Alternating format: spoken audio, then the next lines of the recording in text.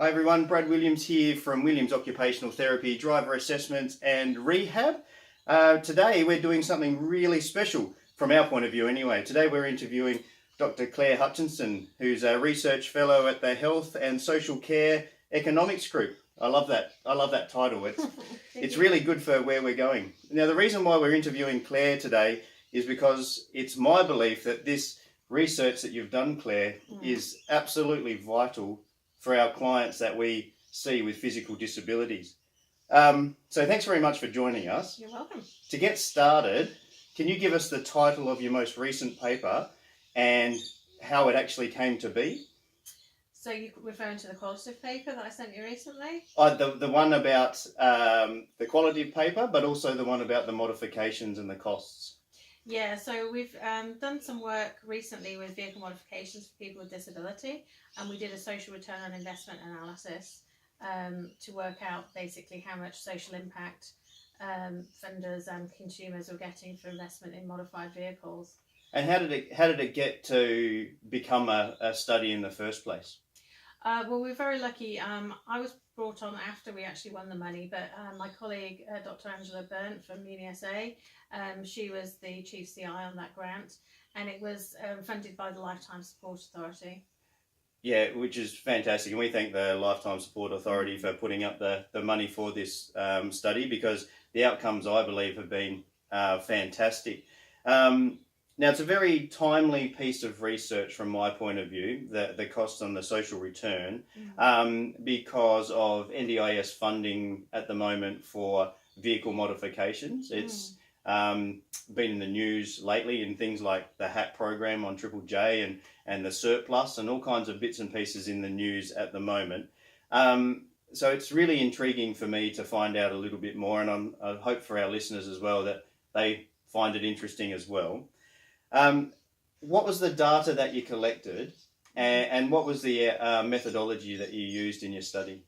Okay, so the social return on investment analysis approach was developed in 2000, and it's been used extensively internationally. And what's different about this methodology is that it's not focused on cost savings or economic participation necessarily, the things that economists like to focus on. It's focused on a wide range of outcomes that include things that typically aren't measured in economic evaluation, like, for example, increases in self-esteem or quality of life. So that's why we decided to use this methodology, because we felt in this context outcomes would be fairly broad. And so that's why we chose to use that kind of methodology. So the first thing that we do with that methodology is we develop a theory of change. So we say, if you invest this amount of money and you do these activities, these are the outcomes that you're going to get, and this is the ultimate social impact. And then basically, once we've done that, which we did with our advisory group, we had a number of people on our advisory group, including funders, vehicle modifiers, disability advocacy groups and things like that, and consumers. And then that kind of basically drove the whole analysis. So then we're kind of looking for evidence that those outcomes are actually being experienced. And then the final stage is where finding financial proxies that we can place on those outcomes so that we can assess social impact in a dollar amount. Right, and I think that's the important thing to look at here. So what were the results that you actually found by doing the research? Well, initially with the research, we were going to focus only on high-end technologies, but once we realised that that was only the minority of people, and a lot of people had actually relatively simple vehicle modifications. Like a spinner knob or maybe a left foot accelerator or something that's not as high-end? Yeah, those kind of things. So because of that, we decided to broaden it out significantly, and we developed 5 scenarios based on low cost through to high cost, and then we used those to drive the analysis. So the cheapest vehicle modification we looked at was pretty much what you just said. Spinner knob, for around $200 thereabouts, something like that. And a left accelerator pedal, and then through to hand controls, wheelchair access, and then right up to the high end, which is all the joystick kind of driving controls and all the electronic secondary functioning. Yeah. So So the results of what you found then. So what was the social impact? What was the end result of your research? Well, one thing that was very interesting is that when we looked at the cheapest vehicle modification, the the ratio we got at the end of the analysis was that for every $1 invested, Yep. $135 of social impact were realised, and that is far, far higher than any other social return on investment study, which is usually around $7 or $8 is usually the highest. Yeah. And that is because consumers are significantly investing in their own return to driving. And so once we actually costed what the consumer was investing, Mm-hmm. that brought it down, but it was still $17.32 for every $1 invested. So that's for the low end Low end. modifications like a spin and knob. For every $1 spent, it's $17 worth of social return impact. So so that sounds really significant, and we know from helping people get their license what the joy it brings when they actually get that license ticked off and they're able to return to drive, and it has a impact from working to kid drop off to going out to visit family and friends and all kinds of bits and pieces like that. Can we now change our focus and talk about the high-end controls, which is the joystick control or a vehicle with wheelchair accessibility? What was the impact of that end of the study? Well, when we looked just at the investment by funders, it was $3.40 for every $1 invested. Yeah. Which was still, we were wondering whether it was going to be at the break-even point or above, because obviously, we don't want it to be negative. No, Yeah, but it is what it is. Yeah, that's right. That's right. But once we factored in both the consumer investment, because obviously the consumer still has to buy the car or the vehicle, minivan, whatever it is, it was $2.78, which is still like a significant return on investment for every $1 invested. And is that return on investment immediate, or is it take some time for that to be repaid? That's kind of a bit of a difficult question with the methodology, because we look at the outcomes over a 10-year period, which is what we call the benefit period. So yeah, we're not assuming that all those benefits are realised immediately, and we're not assuming that those benefits are realised by every single person. So we actually weighted a lot of the outcomes depending on the extent to which we expected people to benefit from, say, employment opportunity, educational opportunity. We don't expect 100% of people. So we weighted all those outcomes based on international survey data, because a lot of these outcomes have been identified previously in survey studies. So we use that data to make sure we weren't overclaiming. Yeah. This is vital for our clients at the moment, from an OT point of view, and making recommendations in regards to vehicle modifications in our assessments and so forth. And we know that the NDIS at the moment is funding vehicle modifications, but they need to be approved, those vehicle modifications, and not everybody gets their vehicle modifications approved. What would you say to policymakers that are out there, whether it's NDIS or another policymaker? What do they need to consider? Well, we found that some funders do place limits on the age of the vehicles they'll consider placing modifications on. And in light of our analysis, we found that even the most expensive modification, which is as described, the joystick control, paid back in social return in 2 years and 7 months. Yeah, that's amazing, isn't it?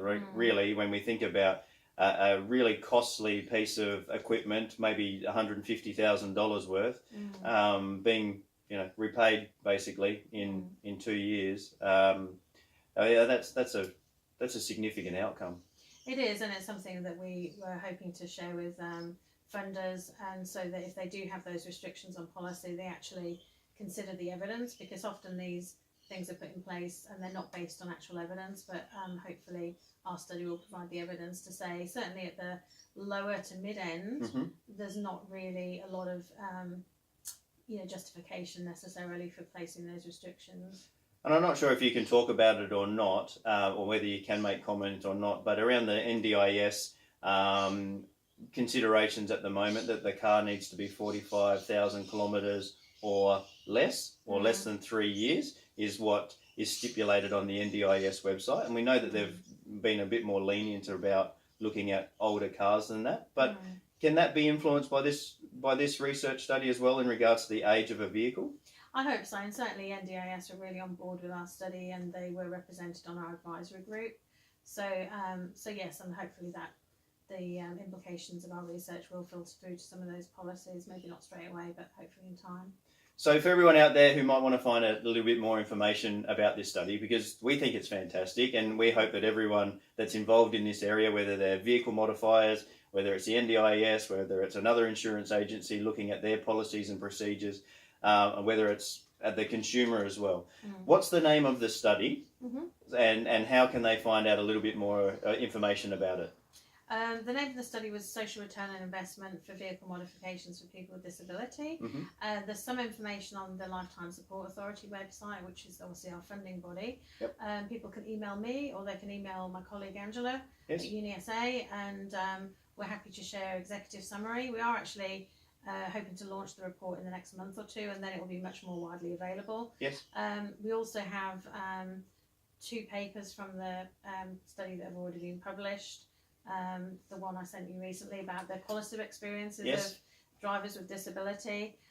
So yeah, they're available. Obviously, there's a bit of a paywall, perhaps, to your clients or other people, but we have some free links that we're happy to send people until they run out. So. Yeah, and what we'll do is we'll put that link on at the bottom of this video, so people can click that link and get in fast if you want to grab the one of those free 50 copies for the first study. And when the other study comes out, would you be happy for us to put a link through to that on our website as well? So check back in, everybody, in regards to this, so you can find out a little bit more. So what's next for you, Claire?